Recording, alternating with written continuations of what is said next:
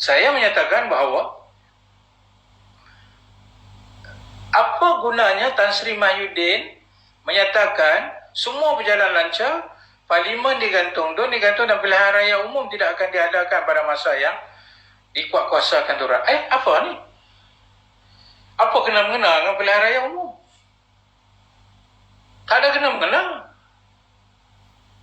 Pilihan raya umum wajib bubar pada tahun 2023, tuan-tuan. Pilihan raya umum wajib bubar pada tahun 2023. Mengapa yang dia nak kena sebut masa darurat ini tak ada pilihan raya umum? Tak perlu sebut benda tu, kerana dengan kuasa yang ada kepada dia, dia boleh isytihar pilihan raya akan diadakan pada 2023. Tapi kerana dia dalam keadaan tergugat dari segi dia ni tidak ada majoriti dan digugat dengan desakan-desakan ini, maka dia terpaksa buat darurat hanya kerana nak memastikan tidak ada pilihan raya umum yang terdekat. Soal saya setuju dengan pilihan raya umum atau saya tak setuju dengan pilihan raya umum, itu cerita lain.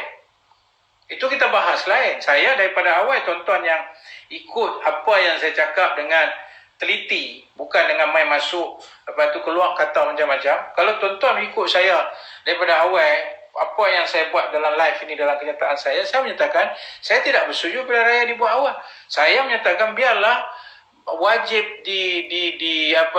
dibubar parlimen pada 2023 supaya jangka masa hari ini 2021, 2022 kita ada hampir setahun lebih untuk kita nak ni dia hashtag pulihkan demokrasi, hashtag sembuhkan negara.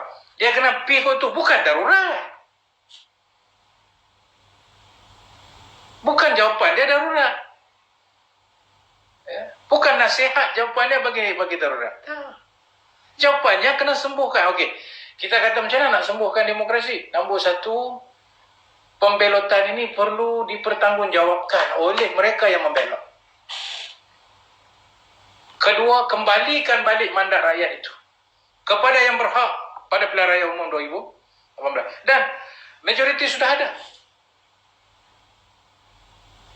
Supaya dengan itu diperbetulkan segala landasan-landasan demokrasi yang telah dilanggar, diperbetulkan, diubah, disembuh negara ini dengan berbagai isu tak percaya kepada kerajaan, tak percaya kepada orang politik, tak percaya kepada pemerintah. Rakyat merasakan diri mereka dipergunakan hanya untuk kepentingan orang politik. Ini bahaya, dan ada poin-poin yang dibawa di sini menunjukkan mereka tak percaya kepada orang politik. Sudahlah kamu orang politik. Ini bahaya.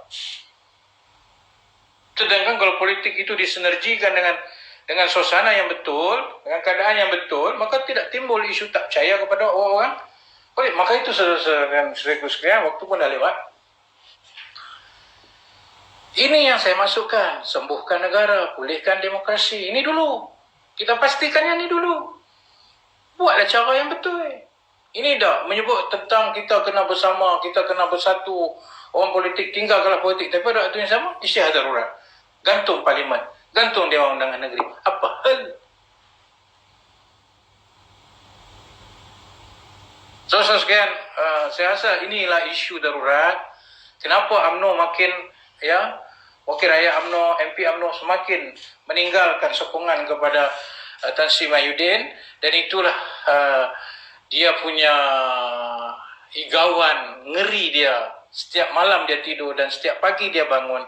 Adakah aku majoriti? Adakah aku majoriti? Adakah aku majoriti? Akhirnya dia tengok dia tak ada dah majoriti, yang ada padanya hanyalah sebuah kerajaan minoriti. Maka di atas belah ihsan apa yang bagi nyawa padanya, maka dinasihati untuk membuat darurat.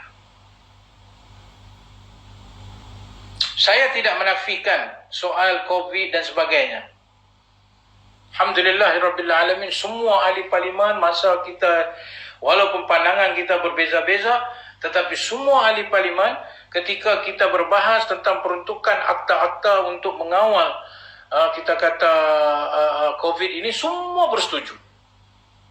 Tak ada pun kita berbalahan, dan kita bersetuju secara konsensus. Tak ada undi, tak ada apa. Akta-akta kawalan penyakit, akta kesihatan, untuk penguatkuasaan yang lebih ketat, akta racun apa dan kawalan penyakit, semuanya kita bersetuju. Itu tanda hasrat hati orang-orang parlimen, tak kira atas parti apa. Kita nak supaya COVID-19 ini ditangani bersama, termasuklah soal rangsangan rakyat untuk keluar air sinar dan sebagainya. Kita menyokong dan kita menolak. Dalam pada rakyat perlukan pembelaan, mereka bagi peruntukan yang besar untuk jasa yang tidak kena-mengena dengan kesengsaraan rakyat, tapi lebih kepada nak memperkukuhkan dia punya politik. Kita menyokong usaha-usaha, malah kita minta tambah lagi IKS supaya diberikan bantuan, rangsangan, ekonomi domestik diperkukuhkan, duit itu dibelanjakan. Semua ini menandakan kita tidak ada isu dalam menangani COVID dan ekonomi negara. Tidak ada isu langsung. Tapi yang ada masalah kita ni ialah krisis politik yang tak selesai-selesai. Itu masalah kita yang kita duk bincang ni. Tiba-tiba, cara dia nak selesai ni, apa dia? Darurat. Dan semua boleh faham ya, apa hakikat di sebalik darurat. Dan Anwar Ali menyebutnya dengan tepat, Anwar Ali ya, COVID boleh ditangani dengan PKP sahaja. Tak perlu darurat. Maknanya, dia sendiri faham, rakyat memfaham PKP itu dah cukup dah. Dan ini satu pelik. 11 hari bulan, petang dia jumpa Yang Pertuan Agong. Petang tu dia isytihar PKP.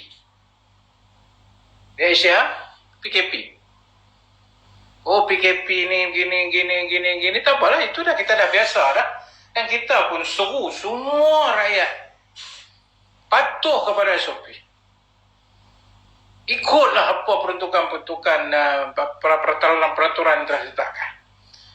Tiba-tiba 12 hari bulan setelah mendapat perkenan dengan nasihat dia juga, pukul 4 petang pukul 11 12 hari bulan tu, dia pula bercakap tentang darurat. Lepas tu dia pula kata tak ada masalah, rakyat seperti biasa. Jadi kita keliru. Kalau dia keliru, kita lagi lah keliru. Saudara-saudara sekalian. Oleh kerana itu, saya menyeru kepada kita ya, supaya kita kembali balik kepada asas yang kita seru, iaitu #pulihkan demokrasi, #sembuhkan negara. Dan saya harap rakan-rakan yang mengikut perkembangan live saya sebelum-sebelum ini, tolong sokong kita dengan hashtag ini. Yang lain yang dia bercakap entah apa-apa ni semua ni, BP garis bawah berbelit cakap, dia tak faham, dia kata kita berbelit cakap. Ini dah masalah dia, tuan-tuan. Inilah rakyat yang dalam media sosial seperti mereka ni ya. Ni media sosial bukan level saya. Ini yang kata bukan level saya ni, level macam ni lah. Yang lain ni elok aja, mereka nak tengok realiti, nak tengok analisa. Tak timbul lah soal kita berpisah dengan rakyat, tak macam ada gap. Dia tahu bahawa ini adalah interaksi kita dengan rakyat dan sebagainya. Ini yang jenis-jenis ni ya. Terima kasih kepada rakan-rakan yang selama ini menyokong kempen hashtag kita dan menyokong pulihkan negara. InsyaAllah saya yakin dengan berbagai kaum yang ada, berbagai bangsa dan agama yang memahami realiti negara kita ini, supaya kita sembuhkan demokrasi, sembuhkan negara, pulihkan demokrasi. Itulah jalan panjang yang semua kita harus berada di atas agenda yang sama ini. Reformasikan negara, kepimpinan, tujuan negara itu, tujuan demokrasi itu, ekonomi akan dipulih dengan keadaannya semua teras-teras ini, insya-Allah. Pastinya jawapannya bukan darurat, tetapi jawapannya ialah bergembeling tenaga semua pihak untuk menjaga negara kita dengan peruntukan yang telah sedia ada. Dan ini satu sebab kenapa saya kata Tan Sri Mahyudin fail ataupun gagal, kerana peruntukan yang ada yang sudah pun cukup untuk menangani isu-isu ini, tapi dia gagal menggunakannya dan terus menyuntik dengan nasihat yang bagi saya adalah satu nasihat yang tersasar daripada isu sebenar yang kita harus tangani ini. Jadi tuan-tuan dan puan-puan sekalian, terima kasih pada anda yang menyokong pulihkan demokrasi.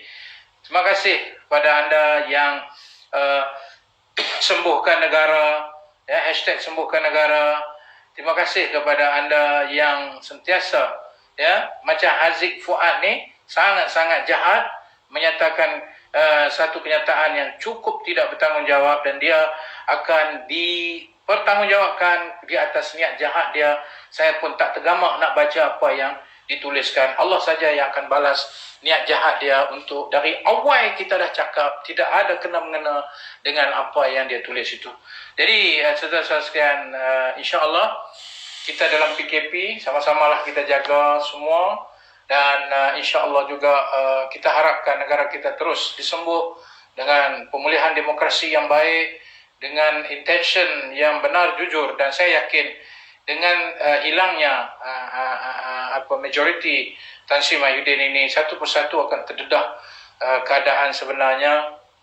Dan kita boleh dalam live yang satu lagi boleh kita bahas terus dan kita bincang apakah dalam keadaan darurat sesebuah kerajaan itu tidak boleh ditukar dalam keadaan kerajaan itu sudah tidak ada majoriti. Saya berhenti setakat itu dulu.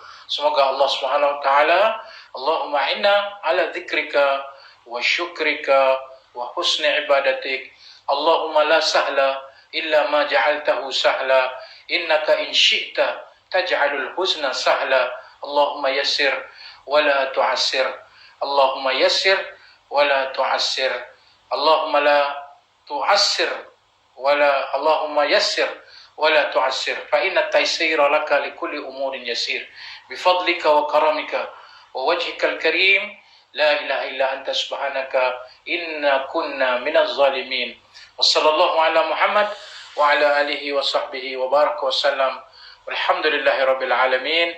Salam sejahtera. Wassalamualaikum warahmatullahi taala wabarakatuh.